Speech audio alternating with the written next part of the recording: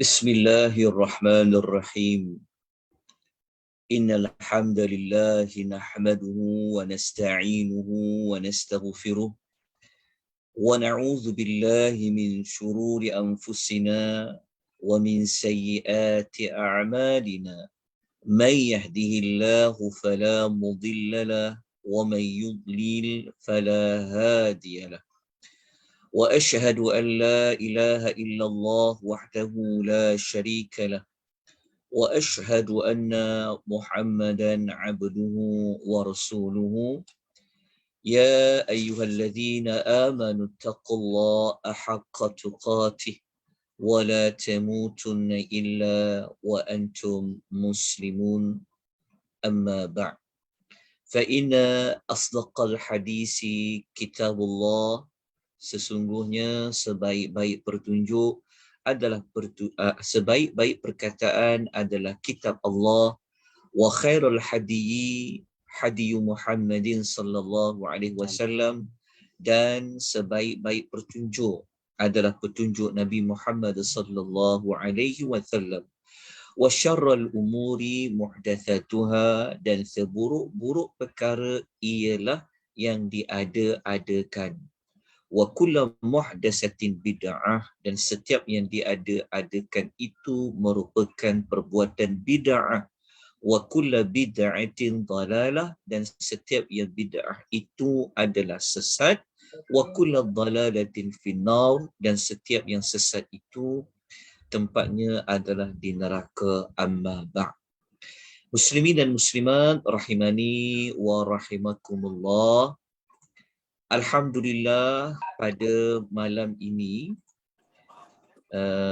kita dapat bertemu sekali lagi, yang mana malam ini sebenarnya merupakan malam ganti, kuliah ganti, bagi kita membincangkan tentang nama dan tema surah-surah, nama dan tema 114 surah di dalam Al-Quranul Karim. Kelas ini jadual asalnya adalah pada setiap Jumaat selepas solat Isyak. Namun kita sasarkan hendak menghabiskan perbincangan tentang maklumat ini sebelum sampainya Ramadan.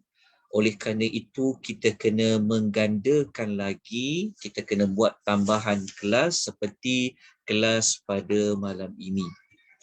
Jika kita melihat kepada surah yang telah pun kita pelajari, kita telah belajar hampir 106 surah.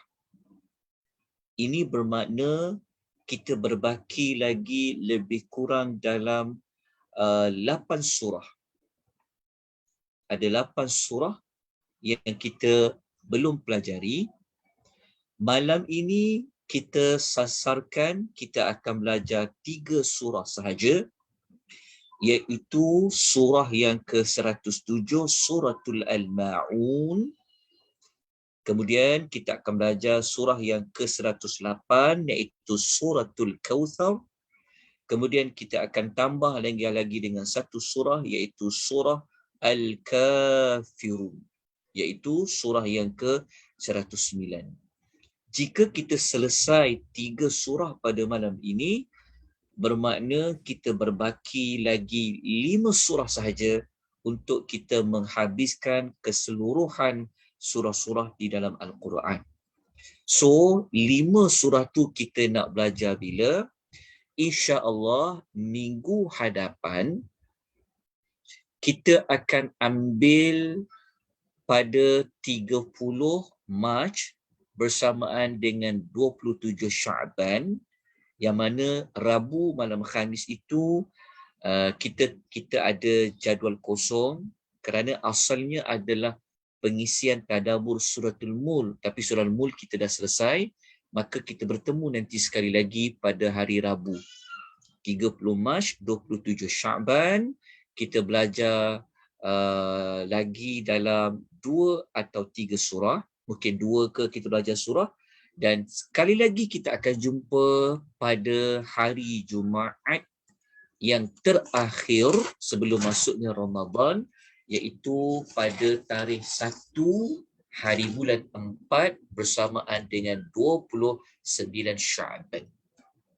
InsyaAllah pada tanggal 29 Syaban, hari Jumaat, kita akan menamatkan modul mempelajari tentang nama dan juga tema 114 surah. Okay, moga-moga tuan-tuan boleh mengikuti sehingga kita menamatkan surah yang ke-114. Baik, malam ni kita terus kepada surah Al-Ma'un. Apa itu Al-Ma'un? Al-Ma'un merujuk kepada sesuatu barang, dia umum barang, tapi barang itu dia boleh memberikan manfaat. Dia panggil Al-Ma'un. Huruf asalnya adalah Mim, Ain, Nun. Ma'an. Daripada datangnya kepada datangnya wujudnya kalimah, munculnya kalimah Al-Ma'un. Okay, barang-barang yang boleh memberikan manfaat. Kenapa dengan barang-barang ni? Kan pelik kan? Ada satu surah cerita tentang barang yang boleh memberikan manfaat. Seperti mana kalau dalam rumah kita, pinggan mangkuk itu termasuk Al-Ma'un. Senduk, kuali itu termasuk dalam Al-Ma'un. Kenapa surah ini Allah nak sebut tentang alat, peralatan, bekas, sudip semua duduk dalam Al-Ma'un ni? Kenapa? Ada sesuatu yang kita nak gali daripada nama surah. Sebab tu kita belajar nama surah. Okay, Al-Ma'un. Kita tak boleh spesifikkan Al-Ma'un itu apa. Tapi dia adalah alat, dia adalah barang, dia adalah perkakas. Dia adalah peralatan yang boleh memberikan manfaat. Dia panggil Al-Ma'un. Kenapa?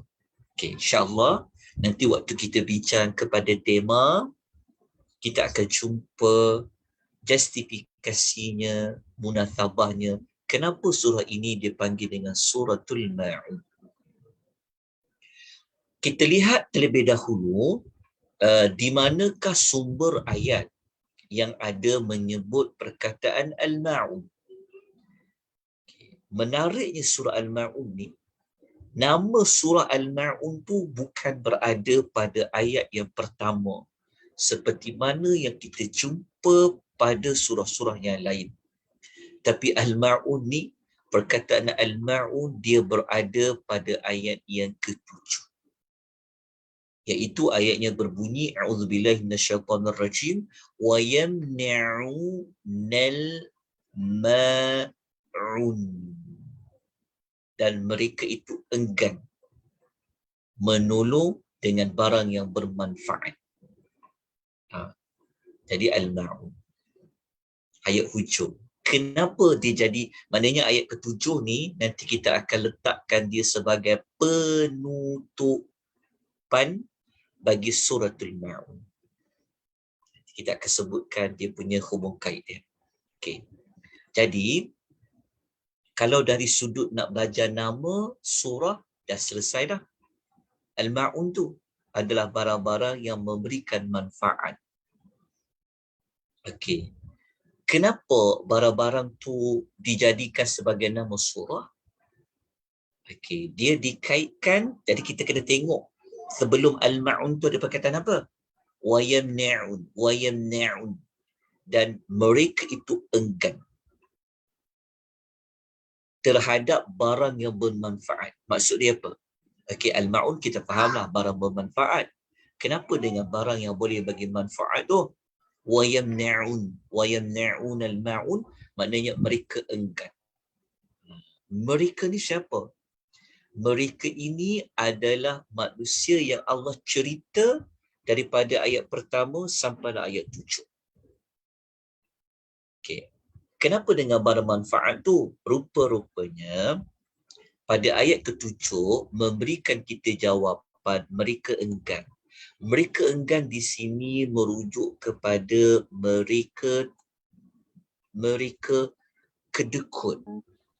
Mereka tak nak, apa maknanya, mereka tidak mahu menolong orang lain. Yang maknanya mereka tak nak bantu orang lain dengan beri dia pinjam barang-barang bermanfaat. Contohnya jiran. Dia nak pinjam apa kat rumah kita, contoh, maka kita tak nak bagi. Ia termasuk dalam wayamna'un al-ma'un. Contoh. Okay. Al-ma'un ni benda yang simple, benda yang apa saja boleh bermanfaat. Tapi kalau kita enggan nak tolong, enggan nak bantu orang guna, maka kita termasuk dalam ayat nombor 7. Jadi ini sebenarnya berkaitan dengan isu sosial, berkaitan dengan isu kemasyarakatan. Kenapa sampai tak nak tolong orang lain? Kenapa tak nak bantu orang lain memberi pinjam benda-benda yang boleh bagi manfaat? Kenapa tak nak bantu? Apa sebab dia? Okey, nak tahu sebab dia, kita kena bincang bermula daripada ayat yang pertama.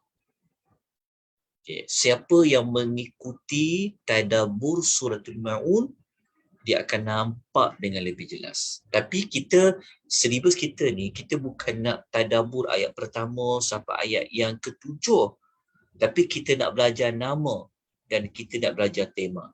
Tapi sedikit sebanyak insya-Allah saya akan terangkan sedikit sebanyak. Okey. Jadi kita kalau nak tengok perkaitan dia, okey, kita lihat pada tema. Okay.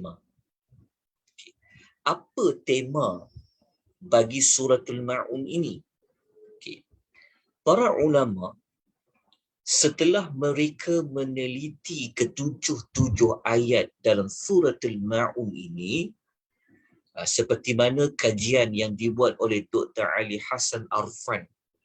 Ini sebenarnya kitab ni adalah kitab PhD beliau. Beliau kaji 7 ayat ni. Dia kata, berdasarkan 7 ayat ni, dia punya tema dia keluarkan tema. Tapi kitab tu asalnya bahasa Arab. Jadi saya terjemahkan daripada bahasa Arab kepada bahasa kita yang kita mudah faham. Okey. Tema surah Al-Ma'un ini, kata Dr. Ali Hassan Arfan, dia kata, surah Al-Ma'un ini fokusnya, temanya nak cerita tentang kesan orang yang dia tak percaya kepada hari kiamat. Ingat, kata kunci dia adalah surah Al-Ma'un adalah surah yang menunjukkan kesan buruk dia, hasil, impak dia. Kalau tak percaya hari kiamat, dia akan bawa kesan. Kesan kepada apa? Kesan kepada keruntuhan nilai kemasyarakatan. Maksudnya orang yang tak percaya kiamat ni, kan, sebab kenapa dengan tak percaya kiamat? Ialah kita belajar, kita percaya kiamat tu nanti buat baik dibalas baik, betul tak? Buat buruk dibalas buruk, betul. Siapa buat dosa ada azab dia, siapa buat pahala ada balasan dia. Siapa tolong orang dia dapatlah kelebihan dia. Tetapi disebabkan tak percaya adanya hari kiamat tu, maknanya secara tak langsung akan tak percayalah tentang pembalasan amal tadi tu, maka kesan buruk dia membawa dia kepada hilang sifat prihatin kepada masyarakat. Moral dia hilang. Dia tak ambil peduli dah tentang hal ehwal orang lain. Sebab apa? Sebab dia tak percaya tentang adanya kiamat tu. Buat apa nak tolong orang lain? Nanti kita akan bincang pada ayat. Kesan yang kedua, membawa kepada cara pengibadahan itu sendiri. Maknanya boleh kita katakan bahawa kesan tak percaya kepada kiamat tu boleh membawa kesan buruk kepada dua. Pertama, akan merosakkan hubungan dia dengan manusia lain dan akan merosakkan hubungan dia dengan Allah. Okay. Ia berbeza dengan orang yang percaya kiamat. Kalau orang percaya kiamat, dia tahu tentang buat baik ni ada faedah, dapat manfaat. Tolong orang, orang berhajat, orang ada keperluan nak pinjam sesuatu daripada kita, pinjam al-ma'un tu al-ma'un. Betul lah orang nak pinjam kita, mak pinjam sat pen, nak pinjam pen sekejap. So kita kata kita tak nak bagi. Kan? Kenapa kita ada sifat rasa tak nak bagi? Kenapa kita tak nak tolong? Tetapi kalau kita percaya, aku tolong orang hari ini, aku bantu orang, nanti Allah Ta'ala akan bantu di hari akhirat. Kata kuncinya, fikir akhirat tu. Sebab tak fikir akhirat tu, menyebabkan benda yang kecil, yang termasuk dalam istilah al-ma'un pun tak nak ambil peduli. Okay, apatah lagi, benda-benda yang lebih besar. Okay, faham tak tema ni? Okay, nak lebih jelas tema ni, kita tengok kepada ayat pertama sampai ayat ke-7. Okay, kalau kita baca pada ayat yang pertama, kita jumpa sebenarnya isu utamanya apa? Ara'aital ladzi bis'auzubillahi minasyaitonir rajim. Bismillahirrahmanirrahim. Ara'aital ladzi yukadzibu biddin. Tahukah engkau orang yang mendustakan agama? Mendustakan agama di sini, ad-din, merujuk kepada hari al-jaza, iaitu hari pembalasan. Macam kita baca surah Al-Fatihah, Maliki yaumiddin, sama tak? Yukadzibu biddin, sama. Ad-din di sini merujuk kepada hari pembalasan. Maksudnya Allah Ta'ala kata, tahukah engkau orang yang tak percaya kepada hari pembalasan? Okey. Mereka itu apa? Mereka itu apa? Maka diterangkan. Fadzalikal ladzi yad'ul yatim. Itulah orang yang menghardik anak yatim. Allah kata, nak tahu tak? Orang yang telah mendustakan agama, mendustakan kiamat ni, mereka tu siapa? Mereka itulah orang yang tak ada rasa kesian dekat anak yatim. Kenapa dia tak ada kesian? Sebab dia tak percaya nanti kalau buat baik dengan anak yatim ni, nanti masuk syurga dekat dengan Nabi SAW. Tetapi kesan sebab dia mendustakan bidin tadi itulah yang menyebabkan dia tak peduli perasaan orang-orang yang lemah seperti anak yatim. Yang kedua apa? Wala yahuddu ala ta'amil miskin. Dia ni pula tak termasuk dalam orang yang nak kempen, nak galakkan orang lain supaya bagi makanlah kepada orang miskin. Maksudnya ayat ni kata dia juga bukan termasuk orang yang macam pergi kempen, tolong cari siapa boleh tolong ni, ada orang susah nak makan ni. Dia bukan orang yang macam tu. Apatah lagi kalau dia tu sendiri nak bagi makan, minta maaf lah, memang takkanlah dia nak bagi makan kepada orang miskin kalau dia sendiri tak ambil kisah nak galakkan orang lain memberi makan kepada orang lain, apatah lagi kalau dia tu sendiri nak tolong bagi makan kepada orang miskin. Okey. Orang yang macam ni, ayat 2 dan 3 tadi kan kaitan dengan masyarakat. Kaitan dengan orang di sekeliling. Kenapa sampai boleh tak peduli hati dan perasaan anak yatim? Kenapa sampai tak terfikir tentang orang miskin yang nak makan? Sebab apa? Kesan dia apa? Sebab kesan dia adalah yukadzibu biddin. Sebab dia mendustakan hari pembalasan. Kemudian bukan sekadar tu je. Fawailul lil musallin alladhina hum an salatihim sahun.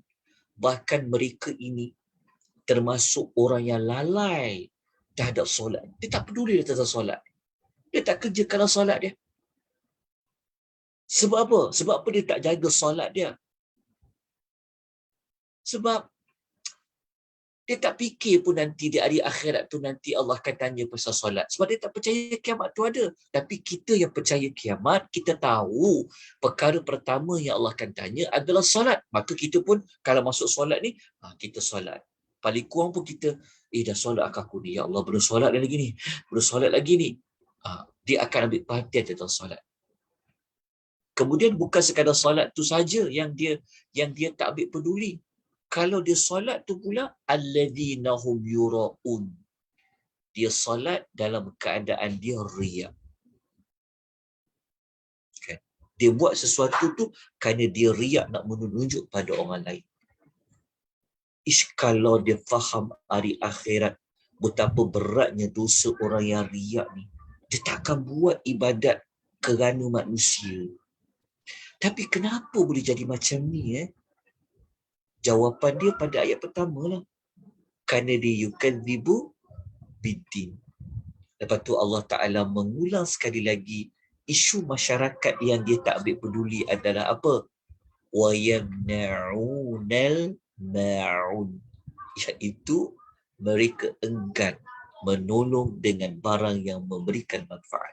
Maksud dia penutup surah Al-Ma'un ni, Allah nak menunjuk tentang, Allah nak beritahu kepada kita benda yang senang, benda yang simple je. Takkanlah tak boleh tolong orang. Bukan perlu keluar duit pun, barang yang sedia ada. Contohnya mungkin orang nak pinjam apa. Kalau kita kerja kan, orang nak pinjam apa contoh. Macam sekali tadi lah macam pen. Orang nak pinjam pen. Pen tu beri manfaat. Tapi dia tak nak bagi. Kalau benda sesimpel itu, tak ada perasaan nak tolong orang, apatah lagi kalau nak ambil peduli anak yatim. Apatah lagi kalau nak beri makan kepada orang miskin. Sebab itu kenapa Allah letak ayat di hujung. Nak menunjukkan, tengok kesan buruknya kalau tak percaya kiamat ni. Dia lepaskan peluang sampai benda yang senang boleh dapat pahala, dia dah tak ambil peduli dah. Saya harap tu terjelas. Kenapa Allah letak Al-Ma'un di hujung sekali? Allah nak menunjukkan sebenarnya kesan orang yang mendustakan kiamat tu, dia tidak akan ambil pedulilah tentang semudah-mudah perkara yang dia boleh dapat pahala. Itu dipanggil Al-Ma'un. Rupa-rupanya apabila kita faham nama dan tema surah ini, Allah memberitahu kepada kita bahawasanya apa? Al-Ma'un tu barang. Ya, benda yang barang yang beri manfaat. Mungkin kawan tu dia nak pinjam apa, jiran-jiran nak pinjam apa. Benda yang mudah. Okey. Jadi daripada 5-7 ayat ni, saya kembali kepada tema tadi. Keluarlah tema ni. Jadi kalau tuan-tuan nak bangkitkan, tuan-tuan nak kongsi kepada orang lain bahawa jangan tak ambil peduli tentang keadaan orang-orang di sekeliling. Bukan kita nak fikir solat je. Jangan tak ambil peduli tentang orang lain, tetap boleh ambil surah Al-Ma'un ni sebagai isi kandungan kepada kita nak tekankan orang lain bahawa bukan jaga hubungan dengan Allah je, tapi menjaga hubungan dengan anak-anak Adam yang lain. Nampak tak kesan dia kalau tak percaya pada hari kiamat? Kalau kita percaya kepada hari kiamat, pembalasan kan, kita belajar dalam surah apa yang Allah kata dalam surah Al-Zalzalah tu, faman ya'mal mithqala dzarratin khairan yarah.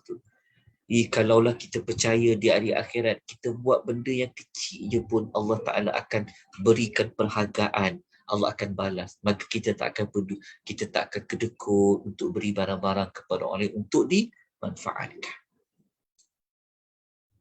Itu adalah surah Al-Ma'un. Saya harap jelas insya-Allah.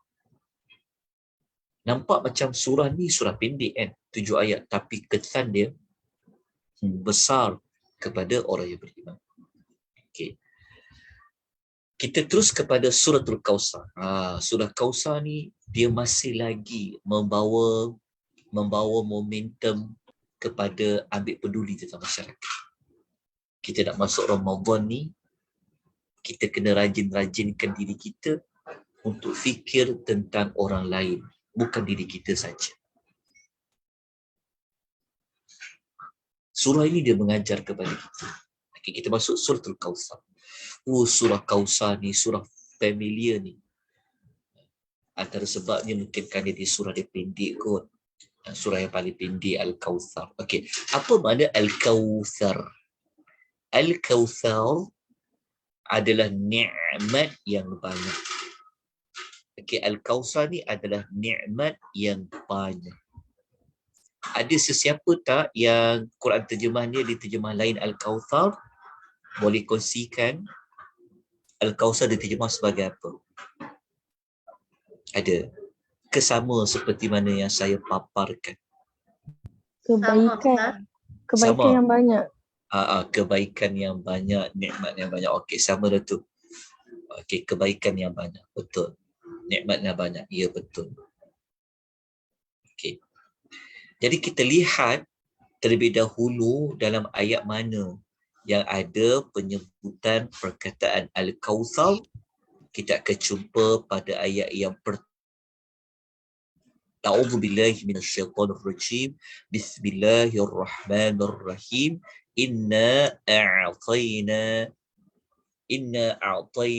kal kautsar. Sesungguhnya kami telah mengurniakan kepadamu wahai Muhammad nikmat yang banyak. Okey, kebaikan yang banyak. Okey, jadi Al-Kautsar ni merujuk kepada nikmat dan kebaikan yang banyak. Allah beri kepada siapa? Allah telah memberikan kepada Nabi Muhammad sallallahu alaihi wasallam. Okay. Jadi mari kita bincangkan lagi apa tema bagi Suratul Kautsar. Nanti kita akan patah balik kepada makna Al-Kautsar. Okey. Tema Suratul Kautsar adalah nak fokus dia cerita tentang kemuliaan Nabi Muhammad sallallahu alaihi wasallam. Okey, fokus dia tentang kemuliaan Nabi Muhammad sallallahu alaihi wasallam. Okey. Mulianya Nabi Muhammad ni bukan sekadar batang tubuh Nabi itu saja. Tetapi mesej dia adalah yang bawa agama ni, yang bawa tugas menyebarkan Islam ni, orang itu, batang tubuh orang itu, insan itu, Rasul itu, dia sangat mulia. Kenapa dia mulia? Kerana nama surah tadi adalah Al-Kautsar, kebaikan yang banyak. Kenapa dia dapat kebaikan yang banyak? Siapa dia dapat kebaikan yang banyak ni? Yang dapat tu adalah Rasul sallallahu alaihi wasallam. Jadi nama Al-Kautsar tu, daripada kita belajar nama tu dengan kita gabung dengan tema ni, fokus dia sebenarnya cerita tentang Rasulullah sallallahu alaihi wasallam. Dia sangat mulia. Apa kaitan kemuliaan dia? Dia itu telah diberi oleh Allah kebaikan yang banyak. Kenapa dia dapat kebaikan yang banyak tu? Dia dikaitkan, dia inilah yang membawa agama. Okey, jalan kat situ. Okey. Kalau kita ambil contoh. Dan kita letakkan diri kita, okey. Jika Rasul yang membawa agama ini dapat kebaikan yang banyak Allah bagi, bagaimana pula dengan pengikut yang mengikuti ajaran agama ini? Faham tak maksud dia? Tema dia memang cerita pasal Rasulullah sallallahu alaihi wasallam yang dapat kebaikan yang banyak. Tapi bukan nak bagi tahu kat kita batang tubuh Nabi itu saja. Tetapi surah ini nak dikaitkan dengan kita, Allah Ta'ala nak bagi tahu bahawasanya Rasul yang bawa agama ini dia telah dapat kebaikan yang banyak.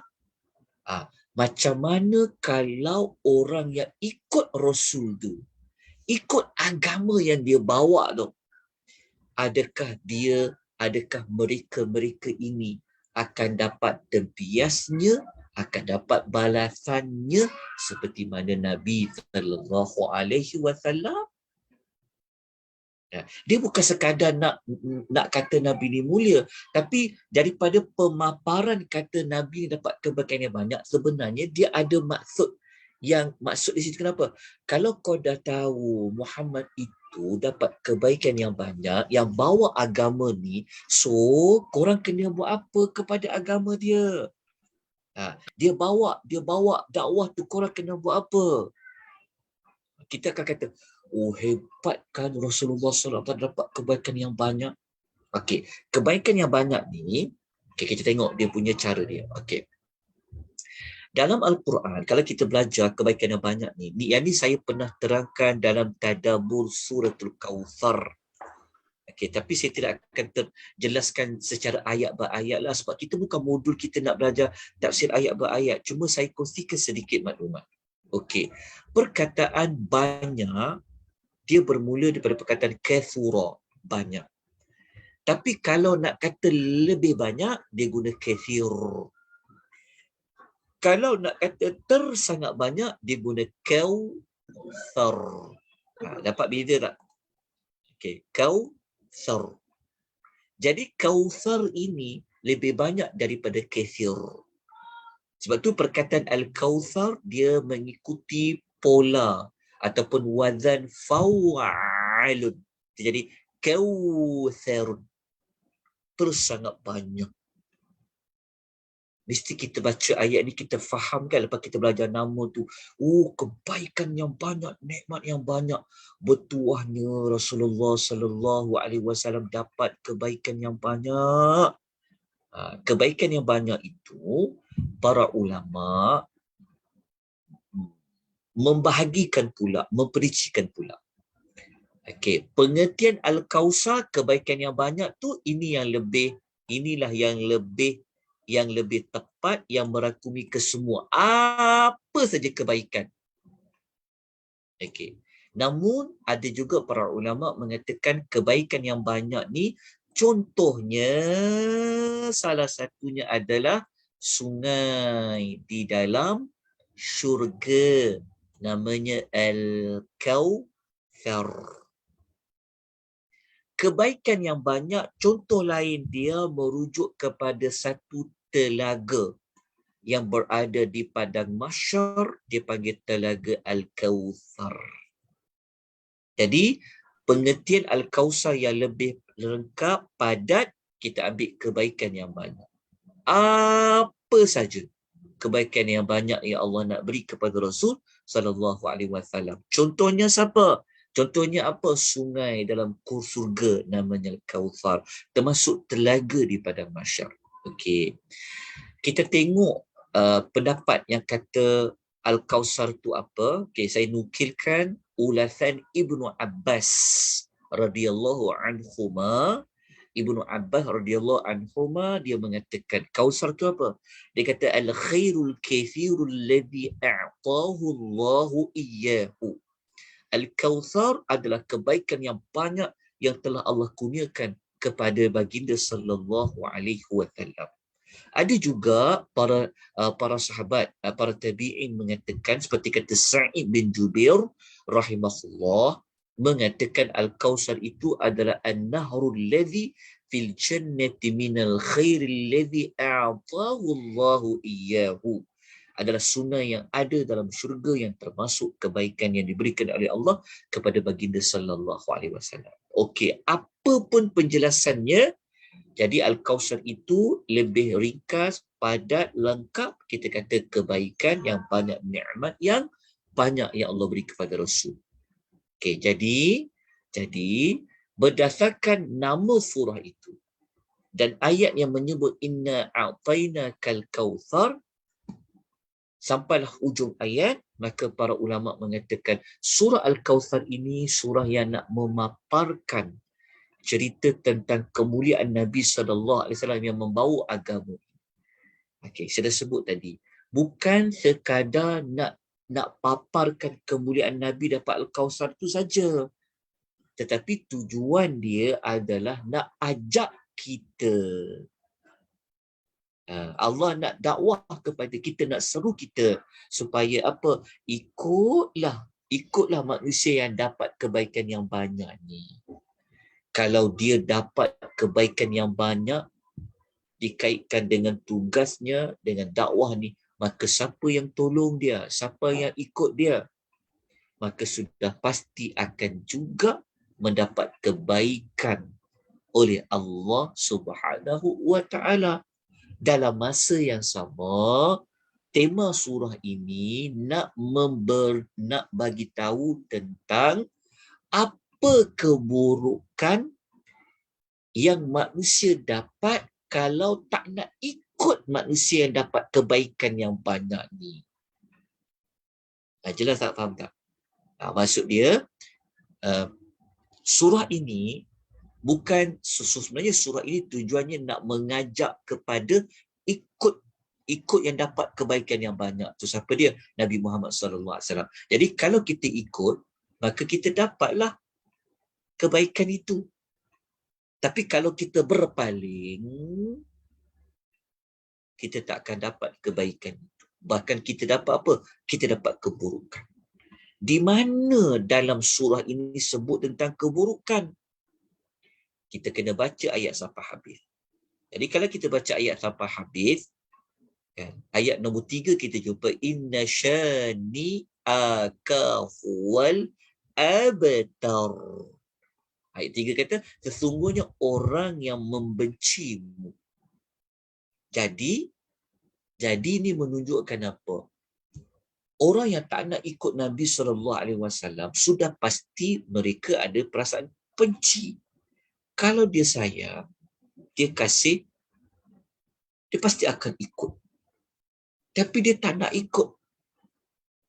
Dia tak nak ikut itu kerana ada perasaan sifat apa? Syani'an.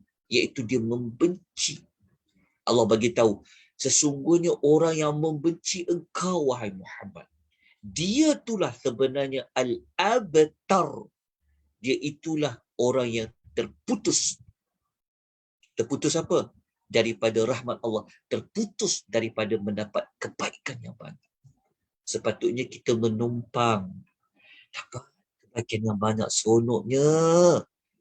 Macam kita, kalau kita ada kawan kita banyak duit, kawan kita ada segala-galanya, seronok tak kawan dengan dia?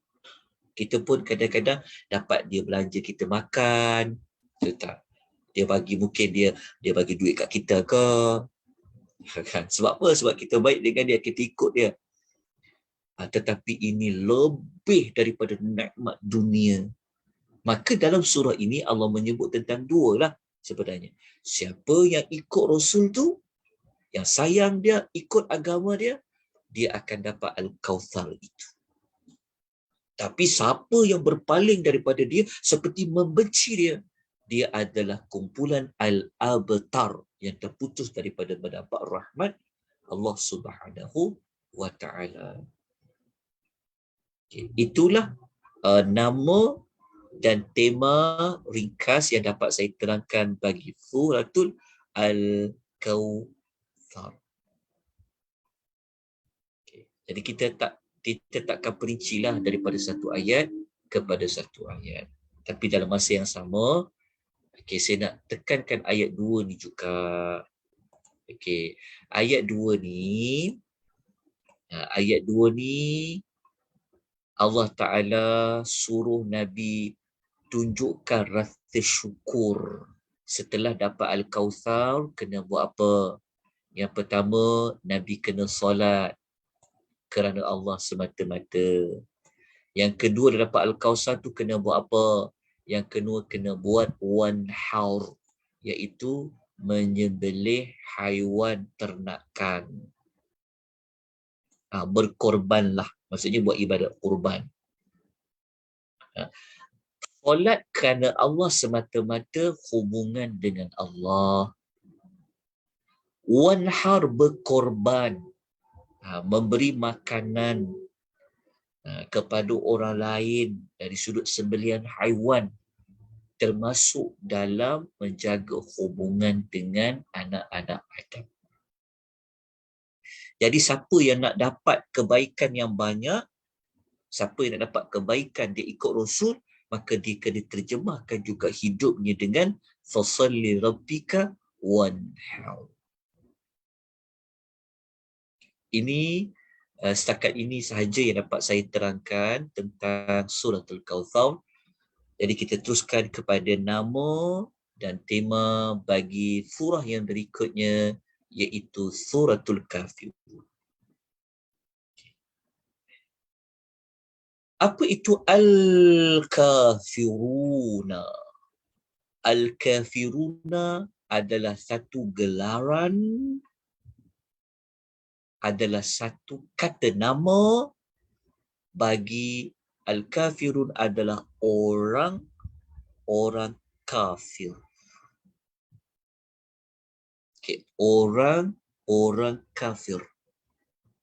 Tuan-tuan kena bedakan ya antara kata nama nouns dengan perbuatan. Ada beza tu dalam Quran. Kita belajarkan nouns dengan verbs ya. Saya dah lama tak bahasa Inggeris. Kalau salah tu minta maaf ya cikgu bahasa Inggeris ya. Dalam Quran dia ada beza kalau kata nama dengan kata kerja. Al-Kafirun ni kata nama ke kata kerja? Al-Kafirun. Kata nama ke kata nama? Bukan kata kerja. Kata nama. Ada alif lam. Ada alif lam. Sebab dia ada alif lam. Okey. Okey. Apa beza penggunaan kata nama dengan kata kerja? Kalau kata kerja maknanya orang yang telah mengkafiri. Dia akan jadi kafaru. Tapi kalau pelaku tu, dia telah melakukan perbuatan kafir tu, dia tu pelaku dia tu, kita panggil dia lepas tu kita macam ni. Kalau kata kafir, dia tu kafir. Dia dah buat apa? Kafar. Faham tak? Kena beza. Kafir beza dengan kufur. Kufur tu perbuatan. Yang buat kufur tu kafir. Jelas ya? Jadi dekat sini Allah bukan katakan orang yang telah kafir telah mengkufuri, tapi Allah letakkan nama pelakunya orang kafir. Okay, ada sebab dia. Sekali kita terangkan. Okey, di manakah ayat yang merujuk kepada Al-Kafirun? Kita jumpa pada ayat yang pertama. Qul ya, bismillahirrahmanirrahim, qul ya ayyuhal kafirun. Katakanlah wahai Muhammad, wahai orang yang kafir. Okey. Kenapa dengan nama surah Al-Kafirun? Okey. Dia orang kafir ni tadi kita katakan dia adalah kata nama. Dia adalah isim fa'il. Dia adalah nama pelaku, kata nama. Okey, kenapa perlu diterangkan perbezaan kata nama dengan kata kerja? Siapa boleh bantu? Siapa boleh berkongsi maklumat? Apa beza kalau guna kata kerja orang-orang yang telah kafir dengan kata kerja orang kafir? Apa perbezaan dia?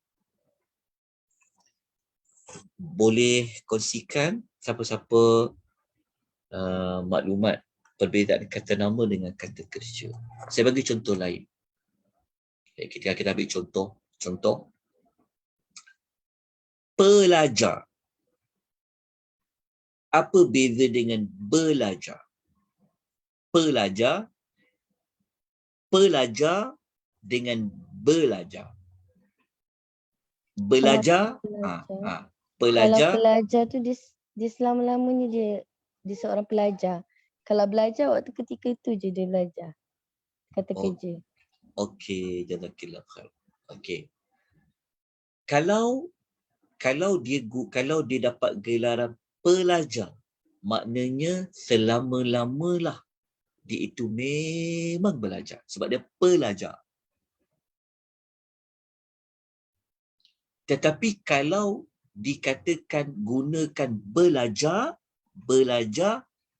kata kerja dia terikat dengan waktu. Mungkin dia belajar baru hari ni baru nak mula.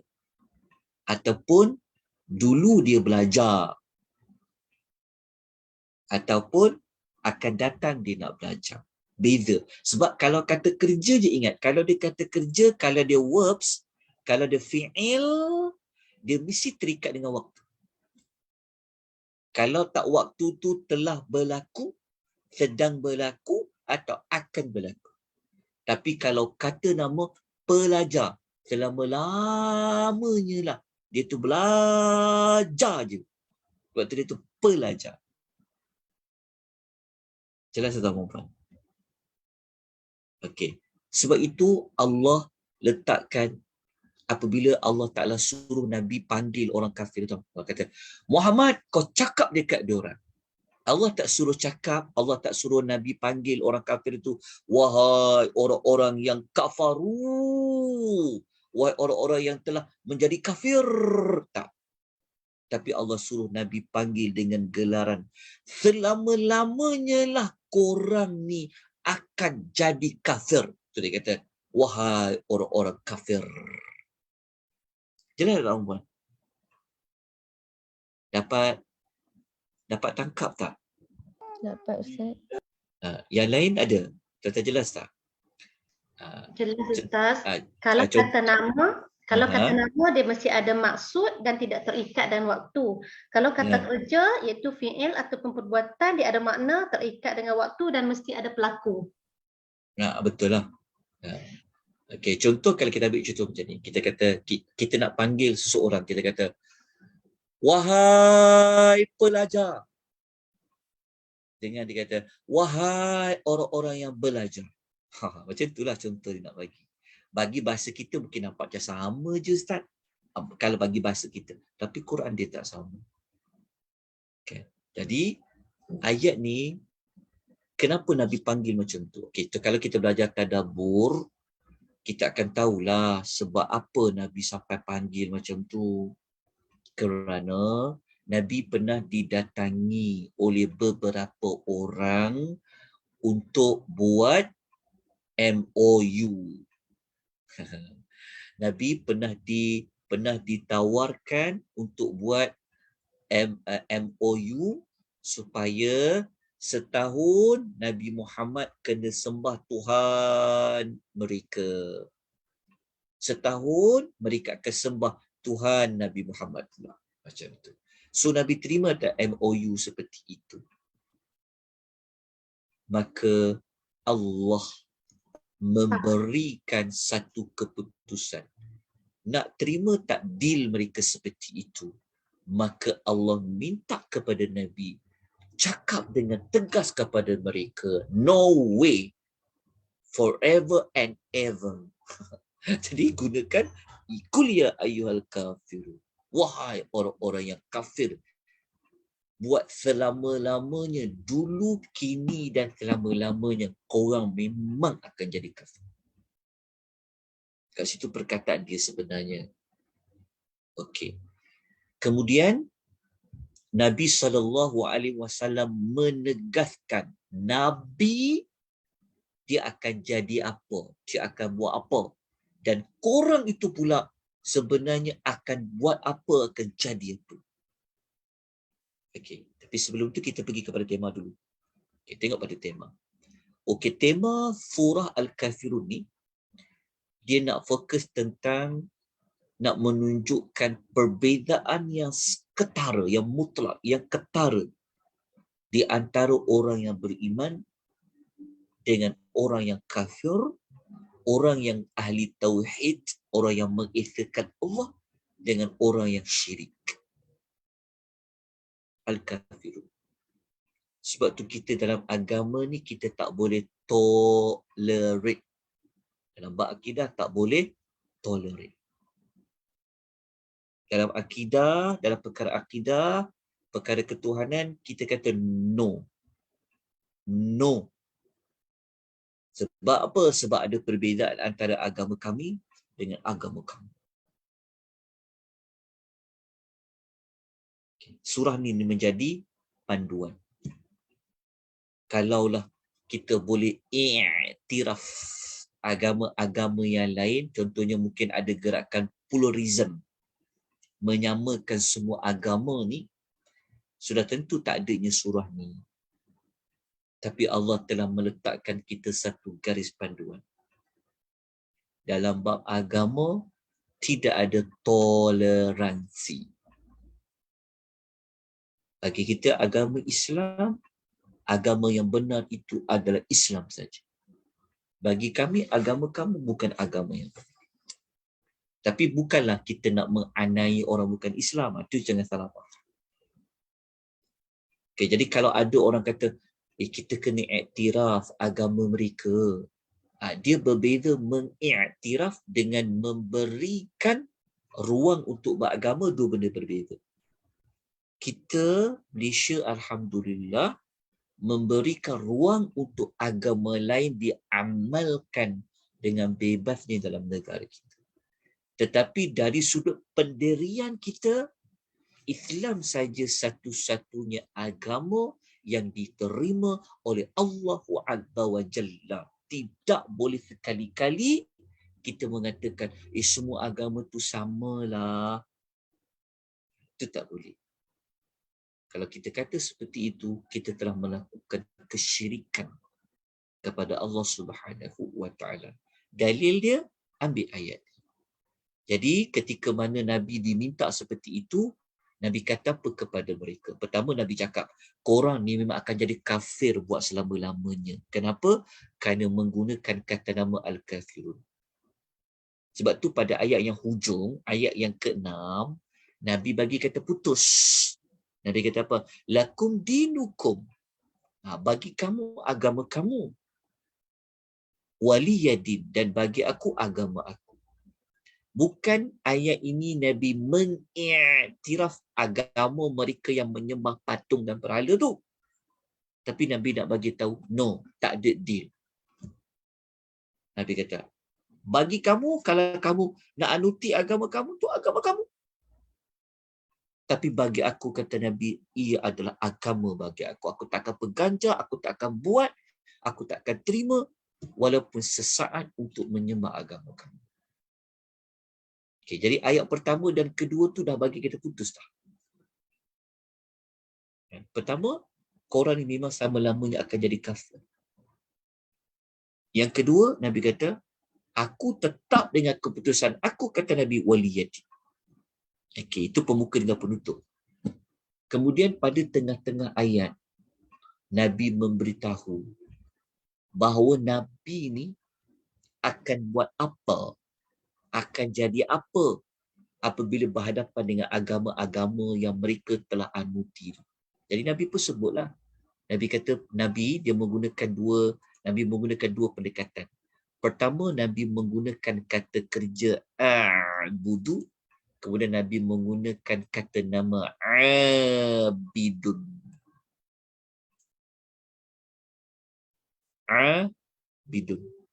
Tapi kan orang kafir, Nabi cakap, korang memang tak akan sembah Tuhan punya walaupun korang dah testing akan sembah Tuhan setahun ke tak ada.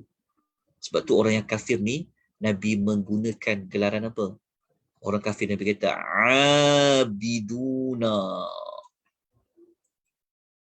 Abiduna.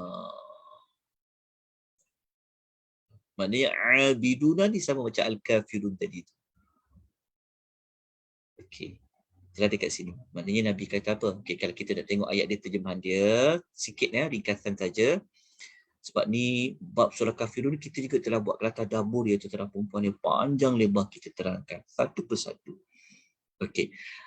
Ayat kedua ni adalah Nabi nak kata tentang dirinya dengan agama yang mereka anuti itu. Nabi kata, la a'budu. Aku tidak akan menyembah apa yang kamu sembah. Kalau kita letak dekat sini, apa yang kamu sedang menyembah. Jadi ayat kedua ni sebenarnya dia menunjuk kepada masa. Sebab ketika tu mereka minta Nabi menyembah Tuhan mereka. Jadi Nabi kata, aku la a'budu, aku tak akan sembah apa yang kamu sedang sembah sekarang. Nabi kata. Okay. Lepas tu Nabi cakap, wala antum a'biduna ma'abu, dan korang ni memang selama-lamanya lah takkan menjadi penyembah apa yang kamu selama-lamanya takkan jadi penyembah kepada apa yang aku sembah. Nabi cakap mula-mula, aku tak akan sembah apa yang kamu sedang sembah sekarang ni. Okay. Lepas tu Nabi kata, korang pula memang sampai bila-bila lah takkan jadi penyembah apa yang aku sembah ni. Lepas tu ayat 64 Nabi kata, wala ana 'abidum ma 'abadtum. Dan Nabi kata apa? Dan ayat 64 Nabi kata, dan aku tak akan pernah menjadi penyembah apa yang kamu sembah. Akan datang pun, kata Nabi, aku tak akan menjadi penyembah. Seolah-olah ayat 4 tu Nabi kata, dulu, kini dan selama-lamanya. Nabi kata selama-lamanya aku tak akan menjadi penyembah apa yang kamu sembah. Lepas tu Nabi pun kata, wala antum a'biduna ma'abu, dan kamu ni pula memang sampai bila-bila takkan jadi penyembah apa yang aku akan sembah. Okay, jadi kalau kita nak nampak perbezaan ayat nombor 3 dengan ayat nombor 5, tuan-tuan kena kaitkan. Cuma kita tak belajar tadabbur dengan lebih lanjut sebab kita dah terangkan begini. Ayat nombor 3 ni, tuan-tuan kena apply dia dengan ayat nombor 2. Macam tu cara dia. Ayat nombor 5 ni, tuan-tuan kena gunakan ayat nombor 4. Tu tak akan dapat makna yang lebih bersesuaian. Okay. Ayat nombor 4 ni, ini dia cerita tentang akan datang. Selama-lamanya Nabi tak akan menjadi penyembah. Jadi kalau kita gunakan ayat 5 ni, seolah-olah Nabi kata korang pun akan datang selama-lamanya tak akan jadi penyembah apa yang aku sembah. Tapi kalau ayat nombor 2, Nabi nak mengatakan yang sekarang. Nabi kata la a'budu ma ta'budu. Nabi kata aku tak akan menyembah apa yang kamu sedang sembah sekarang ni, kata Nabi. Jadi ayat yang ketiga nak dikaitkan dengan ni, maka Nabi kata korang pula ni takkan menjadi penyembah Tuhan yang aku sedang sembah sekarang. Itulah ungkapan ringkas yang dapat saya kongsikan untuk pengisian kita pada malam ni. Jadi siapa yang berminat nak tengok penjelasan lebih lanjut bagi tiga-tiga surah tadi, surah Al-Ma'un, suratul Kautsar dan surah Al-Kafirun, kita telah buat tadabbur khusus tentang ketiga-tiga surah ini. Jadi boleh dapatkan rakaman, boleh tengok rakaman di FB Akademi Tadabbur Malaysia. Okey. Habislah 3 surah. Lepas tu saya pilih 3, saya tak pilih 4 sebab saya perlu waktu nak terang. Terang-terang ni pun dah 1 jam dah. 3 surah saja dah ambil libur tempoh lebih kurang dalam 1 jam. Jadi kalau saya buat 4 surah nanti terkejar-kejar kita nak terang. Jadi cukuplah 3 surah pada malam ni. InsyaAllah minggu depan, hari Rabu, apa-apa pun nanti saya akan kongsikan maklumatnya. Kita akan belajar lagi 3 nama surah ataupun 2 nama surah dan 2 tema bagi kedua-dua surah. Jadi minggu depan kita belajar suratul Nasr dengan suratul Masalah. Kita belajar 2 surah. Suratul Nasr dengan surah Al-Masad. InsyaAllah pada minggu hadapan. Jadi pada hari Jumaat minggu depan tu kita akan tamatkan dengan 3 surah terakhir, suratul Ikhlas, suratul Al-Falaq dengan suratul Nas, insya-Allah. Semoga apa yang kita rancang ini diberkati oleh Allah, sentiasa diberikan inayah oleh Allah. Allah merahmati kita selalu, Allah merahmati kita di mana saja kita berada. Semoga rahmat Allah tidak terputus kepada kita semua. Baik, ada sebarang persoalan, pertanyaan bagi tiga-tiga surah ni? Ada persoalan, ada apa-apa nak tambah, ada apa-apa ulasan, ada tak?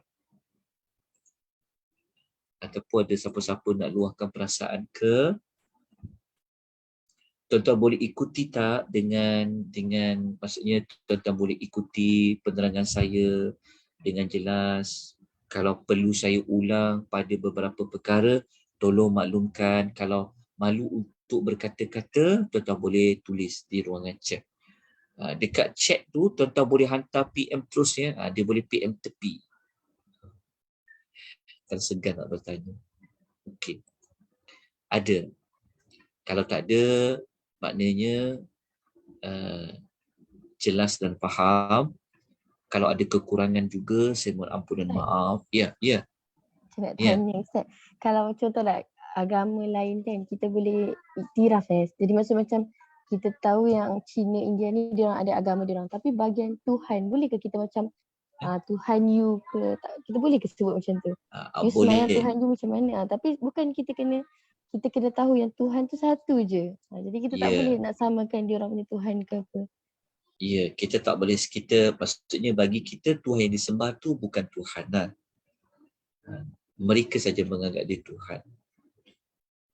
Bukan bermakna kita kata bukan bermakna kita nak mengiktiraf Tuhan dia. Tapi dari sudut kita memberikan ruang untuk dia menganuti apa yang dia percaya. Itulah Islam. La ikrah fiddin. Tidak ada paksaan dalam beragama.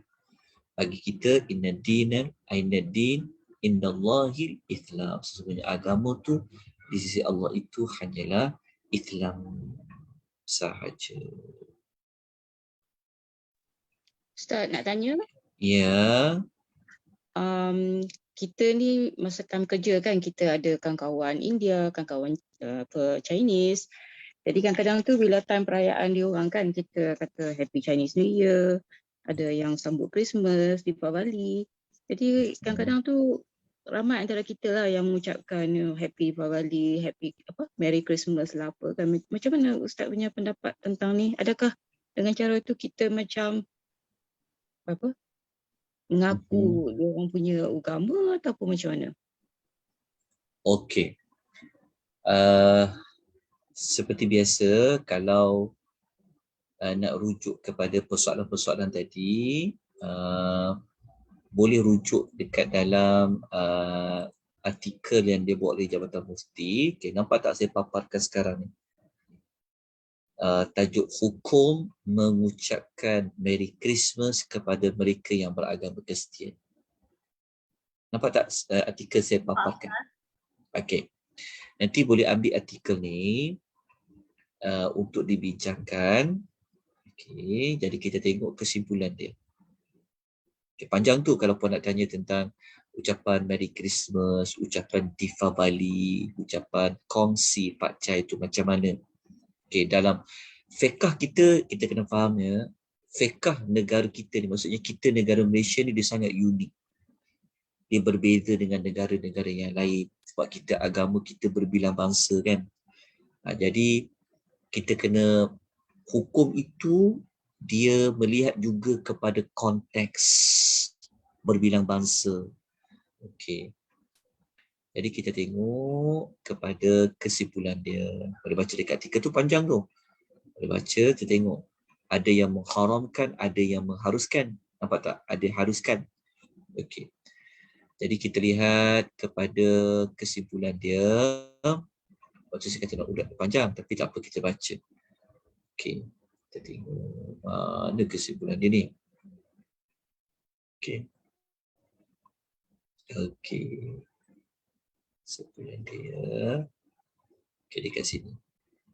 Okay, jadi kesimpulan dia adalah kata Sahibul Samahah, Mufti Wilayah pada ketika ni, beliau mengatakan bahawa setelah kami amati dan tekuni isu ini dengan berkhemah di samping membincangkan dengan pakar serta kembali kepada rujukan yang muktabar, maka kami berpendapat hukum mengucapkan Merry Christmas dan ucapan-ucapan lain dengan tujuan maksud dia tahniah dan selamat adalah harus dengan meraihkan garis panduan yang telah kami nyatakan. Jadi dia bukan secara total lah. Secara umumnya harus. Sebab dia jiran kita, kawan kita sepejabat. Kita tak ada niat lain, cuma niat dari sudut hubungan kemasyarakatan. Jadi kalau ikut fatwa, ikut ulasan ni, kata diharuskan dengan beberapa garis panduan yang perlu dinyatakan. Sebenarnya ini juga sebenarnya keputusan Muzakarah Jawatan Kasar Fatwa Majlis Kebangsaan ya pada tahun 12 Jun 2007. Fatwa kena faham. Muzakarah Jawatan Kasar Fatwa Kebangsaan ni maksudnya dia dihadiri oleh mufti-mufti pada setiap negeri. Okey, mengatakan bahawa keputusan dia memberi ucapan tahniah dan selamat atau mengirim ucapan melalui kad atau alat-alat telekomunikasi seperti email, sistem SMS dan sebagainya kepada orang yang bukan Muslim sempena dengan perayaan agama mereka adalah harus dengan syarat. Dengan syarat tidak mengiktiraf, memuji atau memuliakan agama yang bukan Islam serta tidak menggunakan sebarang simbol atau lambang keagamaan mereka dalam kiriman ucapan tersebut. Jawapannya adalah harus. Dengan syarat kita tersendiri. Kalau ucap Merry Christmas tu untuk apa? Adakah kita nak mengagungkan, kita nak mengiktiraf adanya Merry Christmas tu? Yang tu dia tak boleh. Tapi dari sudut umum, kan, dari sudut kita nak mengucapkan macam gembira, kita dalam keadaan kita, masyarakat kita ada jiran kita yang bukan Islam. Konteks Malaysia ni tak sama macam negara-negara lain.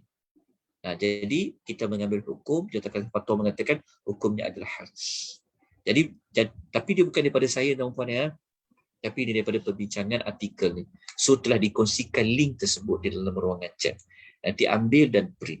Jadi dia boleh jawab semua persoalan.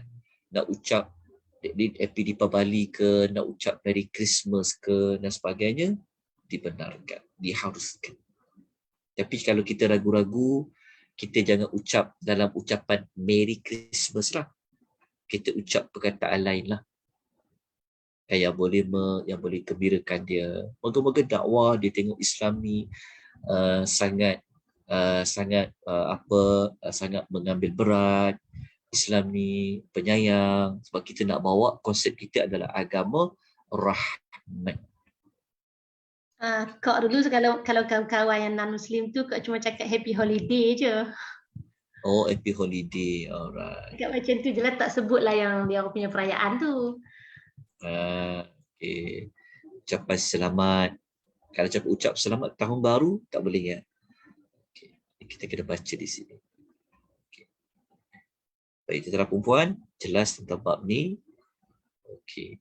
Jadi kita teruskan lagi. Kalau ada mana-mana perbincangan lain, silakan tentera perempuan. Ada tak mana-mana perbincangan lain? Ada persoalan lain? Ustaz dengar saya ke? Dengar puan. Okey, kadang-kadang diorang pun ucapkan selamat Hari Raya Aidilfitri dekat kita. Ataupun Hari Raya Haji pun kadang-kadang dia bagi ucapan juga. Maulud pun kadang-kadang bagi ucapan juga kepada kita kan. Jadi kadang-kadang kita respon dengan terima kasih sajalah. Kita kata terima kasih. Terima kasih je lah, nak cakap apa lagi. Ya, betul. Kalau kita tengok dekat sini tu garis panduan umum dia diharuskan untuk mengucapkan Merry Christmas apabila wujud keperluan. Bagi menyuburkan semangat muhibbah, membaiki ketenangan sosial berlaku dalam masyarakat. Tapi kalau tak ada keperluan nak sebut, bahkan orang kawan kita tahu, oh, you tak ada sebut Merry Christmas kan, ada sebab kan, okey, maka hukumnya makruh lah. Kalau macam isu sensitif kan, di Malaysia ni isu sensitif sebut Merry Christmas ni, nanti boleh menyebabkan perpecahan dan sebagainya, maka kita elakkan. Tapi kalau dah memang orang dah faham dah hukum harus menyebut tentang ucapan Merry Christmas tersebut dengan beberapa garis panduan tu, maka dibenarkan. Seperti mana yang disebut di dalam perkara ini. Jadi kalau kita bimbang tentang istilah Merry Christmas tu, maka kita elakkanlah, carilah apa sahaja ucapan yang boleh menunjukkan rahmatnya kita, kasihnya kita kepada orang yang berada di sekeliling kita. Seperti mana Puan sebut tadi, mereka tu ambil berat tentang waktu kita dan sebagainya kan. Jadi apakah kita tak boleh bersikap seperti itu? Itu kita telah bincangkan tadi. Dia macam isu kes yang baru-baru ni, banjir pergi membetihkan kuil-kuil tu. Ada kaitan jugalah, bukan sekadar ucap tu, perbuatan lagi pergi membersihkan kuil-kuil kan. So macam mana hukum dia tu? Maka para ulama melihat kepada adakah dia membersihkan kuil tu dengan niat apa. Kalau dia memang niat membersihkan kuil tu kerana mengiktiraf kuil itu memang mereka mengiktiraf ketuhanan dia, itu salah. Tapi kalau isu sosial, maka dia ada perbezaan ni. Sebab mereka pun tolong bersihkan masjid, bersihkan surau. Tiba-tiba kita pula. Sebab tu di konteks. Lepas tu kita jangan cepat hukum. Tengok dulu konteks, kenapa. Lepas tu pada niat dia, kenapa. Jadi boleh lihat bagaimana perbincangan di kalangan para ulama tentang bab itu. Kan isu tu kan viral sebelum ni.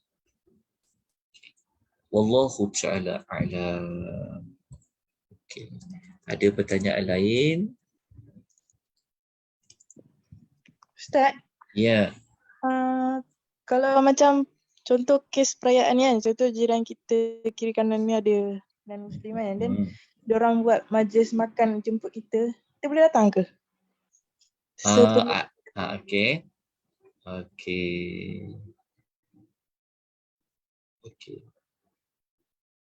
Jawapan dia, kalau kita baca dekat fatwa tadi tu boleh. Tapi kita janganlah nak pakai macam pakaian dia. Nampak tak saya paparkan artikel ni.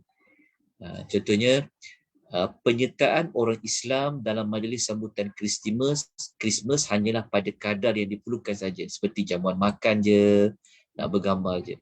Adapun memakai pakaian tertentu yang lazim dipakai semasa sambutan Christmas, kami melihat tidak ada keperluan dan tidak dibolehkan.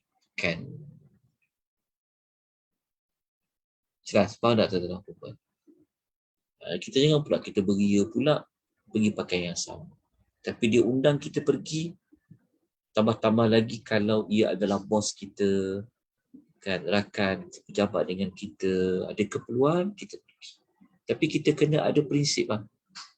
Kita tak boleh berpakaian seperti apa pakaian yang tidak diperlukan. Wallahu ta'ala a'lam. Okey. Lepas tu dekat dalam note tu, okey, menerima makanan sebelum okey.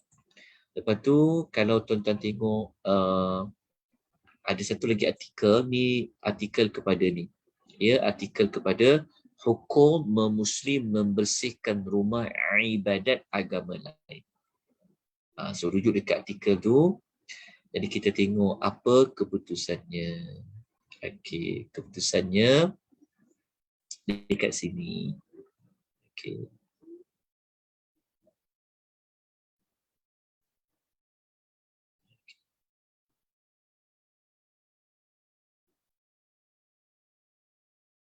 Berlaku perbezaan pendapat di kalangan para ulama.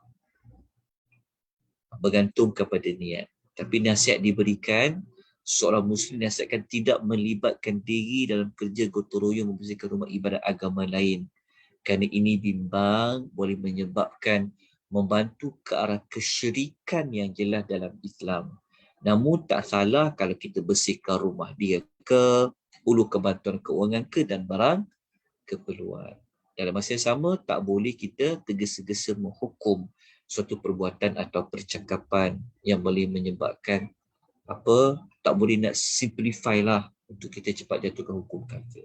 Wallahu ta'ala a'lam. Okay. Jadi kita tidak ada lagi apa-apa persoalan yang ingin dikemukakan. Okey. Jadi kita jumpa insya-Allah pada hari Rabu akan datang pada 20 pada tarikh dia bila ni 30 Mac. 27 Syaban. Kita belajar 2 lagi nama surah.